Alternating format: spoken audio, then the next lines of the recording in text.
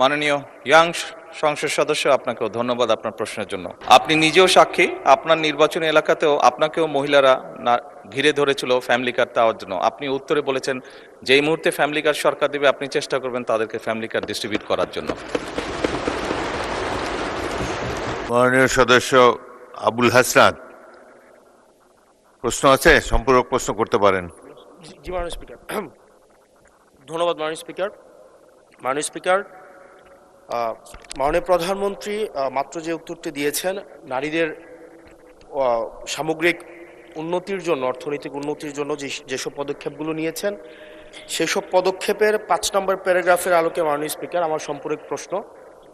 মাননীয় প্রধানমন্ত্রী বলেছেন যে টোটাল 4 কোটি পরিবারকে আমরা ফ্যামিলি কার্ডের আওতায় নিয়ে আসব।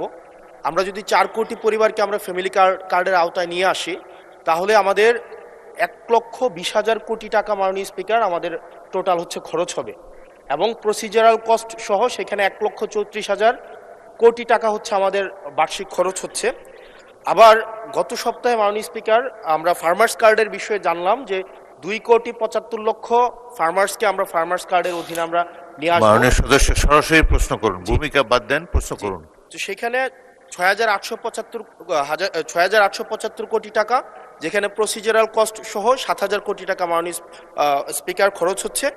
অর্থাৎ মাননীয় প্রধানমন্ত্রীর কাছে আমার প্রশ্ন, এই পদক্ষেপগুলো নিঃসন্দেহে মানুষকে সংযোগ করেছে, মানুষ সেগুলোর প্রতি আকৃষ্ট হয়েছে, কিন্তু আমার প্রশ্নটি হচ্ছে আমরা 1,40,000 কোটি টাকা প্রত্যেক বছরে যদি একটা নির্ভরশীল অর্থনীতির খাতে আমরা বিনিয়োগ করি, সেক্ষেত্রে এটা কতটা হচ্ছে আমাদের অর্থনীতিকে স্বনির্ভর করবে, এবং এই অর্থটা কি আমরা সোশ্যাল সেফটি নেটসের যেই খাতগুলো এখন বর্তমানে বিদ্যমান রয়েছে সেগুলো থেকে কেটে এনে আমরা সেখানে বরাদ্দ দিচ্ছি, নাকি হচ্ছে আমরা নতুন করে আমরা এই খাতগুলোতে টাকা দিচ্ছি? যদি নতুন করে দেই সেক্ষেত্রে মুদ্রাস্ফীতি ঘটার সম্ভাবনা রয়েছে কিনা সেটি পরীক্ষা করা হয়েছে কিনা, এটি আমার প্রশ্ন। ধন্যবাদ মাননীয় স্পিকার। মাননীয় প্রধানমন্ত্রী। মাননীয় স্পিকার, আপনাকে ধন্যবাদ। সময়ের সাথে সাথে দেখা দেয় নিত্য নতুন প্রয়োজন, রেডি থাকতে হয় প্রতি মুহূর্ত। তাই এলো ইনোভার, যেন আপনি লাইফে থাকেন রেডি প্রতিদিন। Innova, designed for now. মাননীয় ইয়াং সংসদ সদস্য, আপনাকেও ধন্যবাদ আপনার প্রশ্নের জন্য। অবশ্যই আল্লাহর কাছে শুকরিয়া, আলহামদুলিল্লাহ, যে আমরা যে ফ্যামিলি কার্ডের কথা জনগণকে বলেছিলাম নির্বাচনের পূর্বে, সেই ফ্যামিলি কার্ডটি মানুষ গ্রহণ করেছে, এবং আপনি নিজেও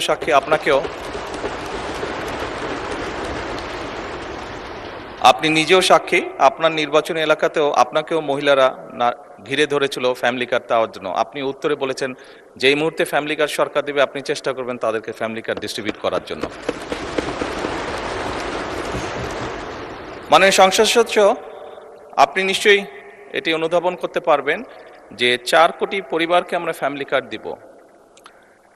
আমরা পর্যায়ক্রমিকভাবে সরকার এটা দেবে। পৃথিবীর কোনো সরকারের পক্ষেই একবারে এটি করা সম্ভব না।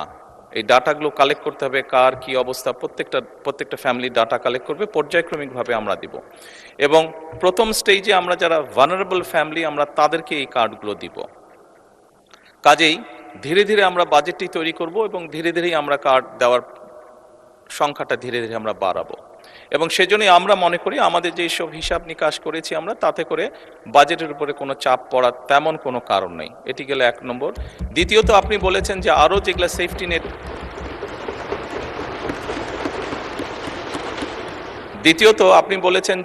যেগুলো social security safety net programme আছে সেগুলির সাথে কনফ্লিক্ট করবে কিনা।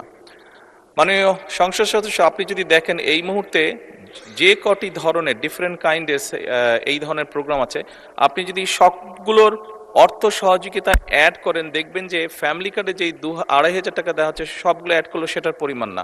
অর্থাৎ ফ্যামিলি কার্ডে যেই সহযোগিতা দেওয়া হচ্ছে টাকার ভলিউমে সেটা সবচেয়ে বেশি, ভলিউমে বেশি, 2,500 টাকা কোনোটাই।